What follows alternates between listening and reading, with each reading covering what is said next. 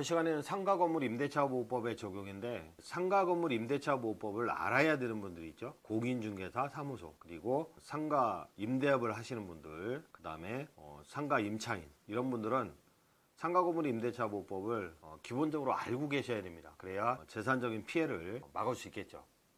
첫 번째로 대항력을 가질 때, 대항력이라 하면 건물주가 갑인데 상가 임차인이 목적물을 인도받고 사업자 등록을 갖췄다는 거죠. 그러면 그 다음 날부터 5월 1일 날 사업자 등록을 갖춘 거죠. 그러면 이길 2일 날 0시부터 대항력이라는 게 생기는데, 만약에 병한테 매각했는데 5월 2일날 취득했다. 12시 이후에 등기 신청했다. 그러면 사업자 등록을 갖췄을 때는 2일날 0시에 대항력을 갖춘 거죠. 새로운 소유자에게 대항할 수 있다. 그 얘기는 임차권의 존속을 보장해달라, 또는 보증금도 청구할 수 있는 거죠. 그러니까 새로운 소유자는 임대인의 지위를 승계하게 됩니다. 임대인의 지위를 승계하게 되죠. 그러니까 이 목적물의 건물 가격이 10억 원이고 보증금이 5억이 들어가 있다 할 때는 이 사람은 10억 원에 매수하면 안 되죠. 인수할 생각으로 5억 원에 매수를 했어야 되죠. 이렇게 사업자 등록을 갖췄다 할 때는 이 사업자를 공적으로 보여주는 수단,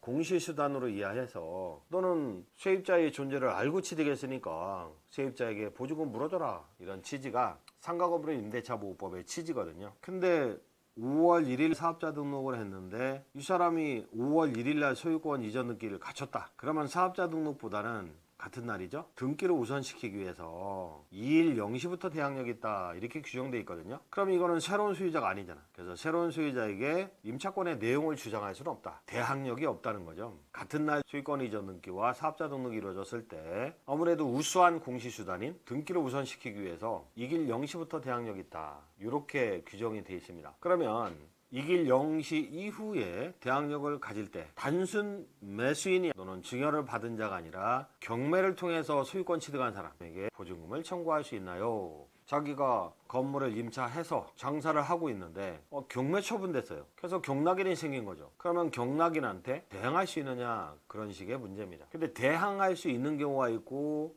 대항할 수 없는 경우가 있거든요. 그래서 경매 투자자의 입장에서도 세입자의 보증금을 인수하느냐 인수 안 해도 되느냐, 그 사실을 잘 알고 경매 투자해야 되겠죠. 또 임대인이 되고자 할 때, 소유권 취득할 때 세입자의 보증금을 인수하느냐 안 하느냐, 그걸 알고 취득해야 되겠죠. 공인중개사가 전문가니까 믿고 취득하면 됩니까? 꼭 전문가는 아닙니다.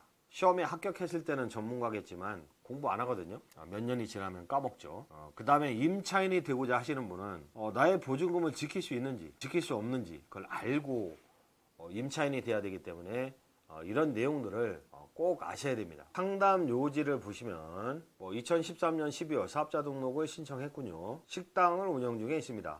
입점할 당시 근저당권 등 설정이 없었다, 선순위 근저당권이 없었다는 거죠. 근데 최근에 경매 진행되고 있는데 임대차 만료일까지 영업하고, 그러니까 존속보장을 경락인한테 주장하고, 또 만료됐을 때 보증금을 경락인에게 청구할 수 있습니까? 답변으로 설명드리면, 만약에 갑이 있어요. 건물의 가치는 10억 원인데 근데 선순위 저당권이 7억 원 있습니다. 예상 낙찰가가 10억 원이다. 근데 병이 인도받고 사업자 등록을 갖췄는데 보증금이 2억 원이다. 근데 시세가 10억 원이라면 낙찰가는 지역에 따라 틀리겠지만 8억 원에 정이 낙찰받았다 했을 때 선순위 저당권이 7억 원을 가져가죠. 근데 이 사람이 보증금 2억 가지고 정한테 대항할 수 있을까요? 보증금 2억 가지고 대항하지 못한다. 만약에 대항할 수 있다면 이 2억 원을 인수해야 되니까 낙찰가는 6억으로 떨어지잖아.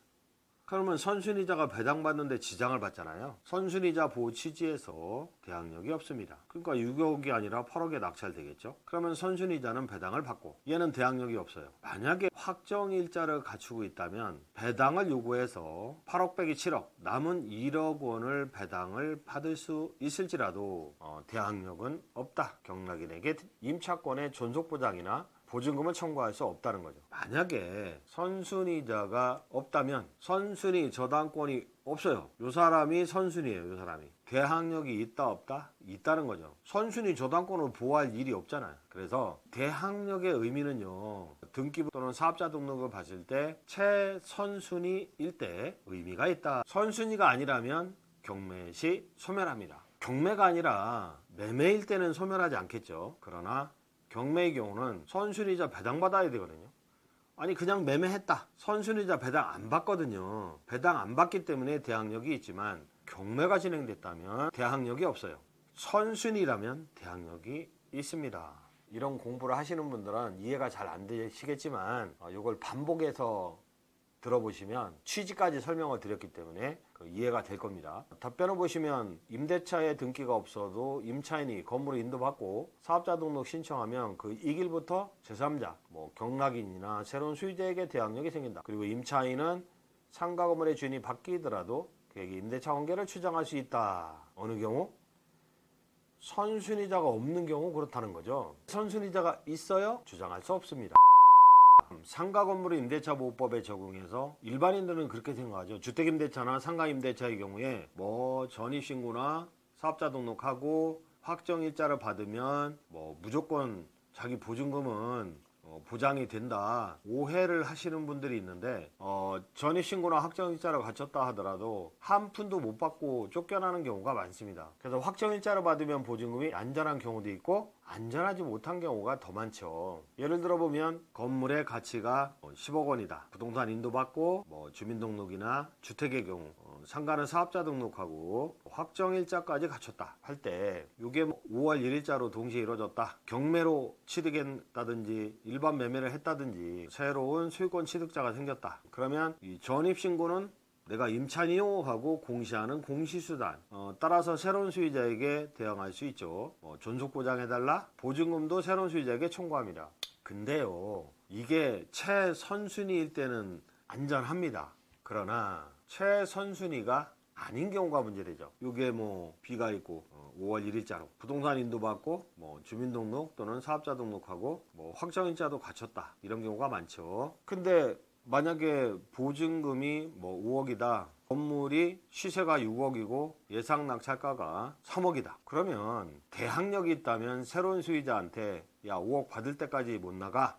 끝끝내 견딜 수 있겠죠. 그래서 이런 것들은 3억 원의 낙찰 받아도 2억 원을 물어줄 생각으로 낙찰 받아야 된다. 3억 원의 낙찰 받아도 씨는 2억 원을 물어줄 생각으로 낙찰 받아야 됩니다. 그런데 시세는 6억짜리인데 3억까지 떨어져 있어요. 그래서 입찰을 해봤더니 낙찰됐네. 그러면 이 사람은 3억을 싸게 산 게 아니라 1억을 싸게 산 거죠. 3억 원은 입찰대금 완납해야 되고요. 배당을 요구했다면 입찰대금 완납하면 3억 배당 받죠? 대항력이 있으니까 못 받은 2억 원은 물어줘야 돼요. 이렇게 선순위일 때는 보호를 받아요. 근데 이게 만약에 저당권이 선순위로 있다, 가압류가 있다, 선순위자가 온전히 배당을 받기 위해서는 낙찰가가 어느 정도 받쳐줘야 되거든요. 근데 만약에 선순위자가 2억짜리 저당권이다, 그러면 3억 원에 낙찰됐을 때 2억 배당 받아요. 그러면 이 사람은 대항력이 있어요, 없어요? 없어요. 선순위 저당권자가 온전히 배당받기 위해서는, 즉 후순위 권리자가 대항력이 있다면 낙찰가는 떨어지고 선순위자는 온전히 배당 못 받잖아요. 그래서 선순위 저당권 밑에 있는 대항력은 의미 없다. 확정일자가 있다면 배당을 요구할 수 있겠죠. 근데 낙찰가가 3억이야.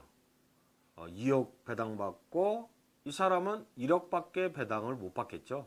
5억 뺏기 1억, 4억을 손해보게 되는 거죠. 상가 건물 임대차든 주택임대차를 들어갈 때는요, 선순위자가 있을 때는 예상 낙찰가 계산해야 돼요. 은행 대출이 껴있는 경우가 대부분이죠. 그러면 예상 낙찰가를 계산을 해요. 상가다, 감정가 대비 70% 다운되고, 아파트라면 한 10%만 다운되면 되겠지만 주택이다, 한 20% 이상 다운된 가격을 생각하죠. 만약에 6억이다, 근데 상권이 안 좋아, 그러면 한 3, 4억에 낙찰 되겠구나 예상하고, 조당권이 2억 있네. 부동산이 경매됐을 때 선순위자 2억 가져가면 난 1억밖에 담보가 안 되는구나. 그러면 보증금 1억으로 할 게 아니라 보증금은 1억만 넣고요, 월세로 돌려야 되겠죠. 그러면 1억은 배당 요구해서 받을 수 있잖아요. 이렇게 보증금의 액수를 정할 때는 건물의 시세보다는 예상 낙찰가, 경매정보지에 들어가서 비슷한 물건의 인근지 낙찰가가 몇 프로인지, 상가다 80% 낙찰될 수도 있고, 인근지 낙찰가가 상권이 안 좋아서 반값에 낙찰되는 동네다, 그러면 6억 빼기 3억 해서 3억 정도 생각하고요, 선순위자 배당받고 나는 얼마를 배당받을까 하고 예상했을 때 1억? 그럼 보증금은 1억 이상 약정하면 안 된다고요. 이 건물에 들어가고 싶을 때는 보증금 1억 해서 월세로 이렇게 중개를 한다든지 임차를 해야 됩니다. 그래서 확정일자로 받으면 보증금이 안전하냐? 그냥 저당권이 없고 선순위일 때는 안전하다 이렇게 생각하시고, 물론 예상 낙찰가보다 보증금이 낮아야 되겠지만, 근데 선순위 저당권 밑에 후순위일 때는 안전할 수도 있고 안전 못하는 경우도 있다. 이걸 감안하고 보증금을 정해야 됩니다. 여기까지입니다.